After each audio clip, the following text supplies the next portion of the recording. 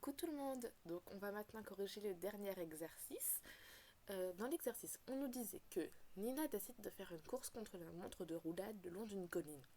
Cette descente fait un angle de 32 degrés avec l'horizontale. On nous donnait les valeurs m égale 60 kg, g égale 10 mètres par seconde carré, VI est égal à 11 km/h, mu S est égal à 0,8, le coefficient de frottement cinétique à 0,5, l'altitude initiale était de 76 mètres et l'altitude finale de 47 mètres. Et dans la première question, on nous demandait de citer les forces auxquelles est soumise Nina, puis de les représenter sur un schéma. Donc, tout d'abord, Nina, elle est soumise à son poids, qu'on peut également appeler force de pesanteur ou force de gravité, mais également à la force normale et aux forces de frottement. Et toutes ces forces, on peut les représenter sur le schéma juste ici. Donc comme vous le voyez, la force normale, c'est une force qui est perpendiculaire par rapport à l'axe de la colline, contrairement aux forces de frottement qui, elles, sont des forces parallèles. Et pour le poids, on peut le diviser en deux vecteurs différents. Il y a le vecteur poids parallèle et le vecteur poids perpendiculaire. Dans la deuxième question, on nous demande de calculer la force de frottement. Donc pour cela, on va appliquer la formule suivante. La force de frottement, elle est égale au coefficient de frottement cinétique multiplié par la force normale. On prend bien le coefficient de frottement cinétique et pas statique, car dans cet exercice-là, Nina, elle est en mouvement, elle descend la colline. Et comme elle descend la colline, on prend le coefficient cinétique. Si jamais elle avait été à l'arrêt, on aurait pris le coefficient statique. Et pour la force normale, il y a une formule à connaître. On sait que N est égal à mg cos de alpha. Donc au final, notre force de frottement est égale à mu c fois m fois g fois cos de alpha.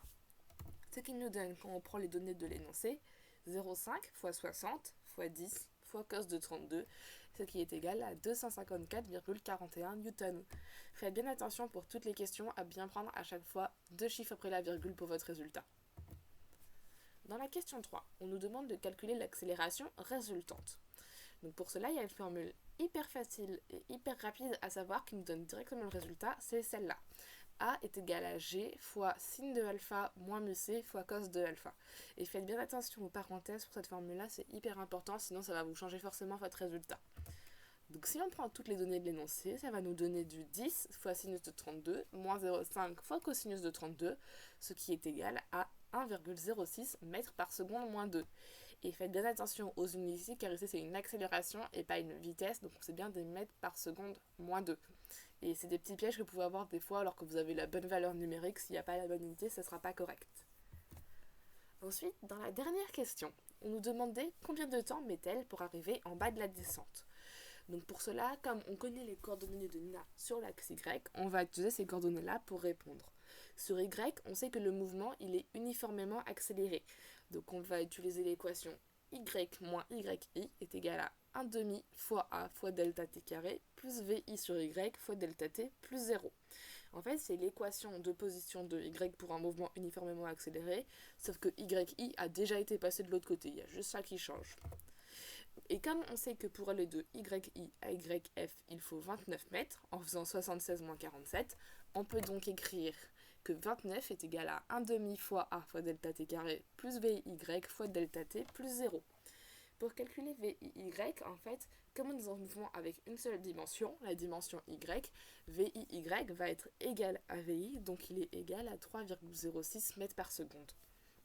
Ça correspond également à la donnée de l'énoncé qui était de 11 km/h qu'on a bien converti en mètres par seconde les unités de système international.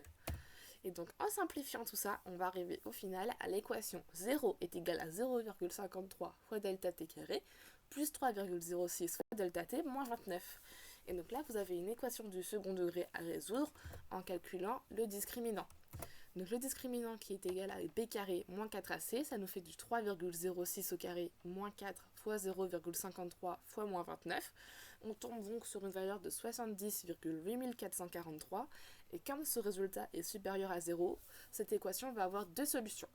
La première, delta t1 va être égal à moins b moins racine de delta sur 2a, ce qui donne moins 3,06 moins racine de 70,8436, le tout divisé par 2 fois 0,53 et c'est égal à moins 10,83 secondes. Sauf que c'est impossible d'avoir un temps négatif, donc cette valeur-là, on peut l'éliminer, on va devoir calculer la deuxième solution pour avoir la réponse. Donc la deuxième solution, c'est delta 2 avec exactement la même formule, sauf que le signe devant la racine, ce sera un plus à la place du moins. Donc ça nous fait moins 3,06 plus racine de 70,8436, le tout divisé par 2 fois 0,53, et on trouve au final 5,05 secondes. Donc Nina, elle a besoin de 5,05 secondes pour descendre entièrement cette colline. On a donc terminé cette armature, on espère que ça vous aura plu. N'hésitez surtout pas à nous poser des questions sur le forum ou via la page Facebook si vous avez la moindre question. Et on vous souhaite beaucoup de courage.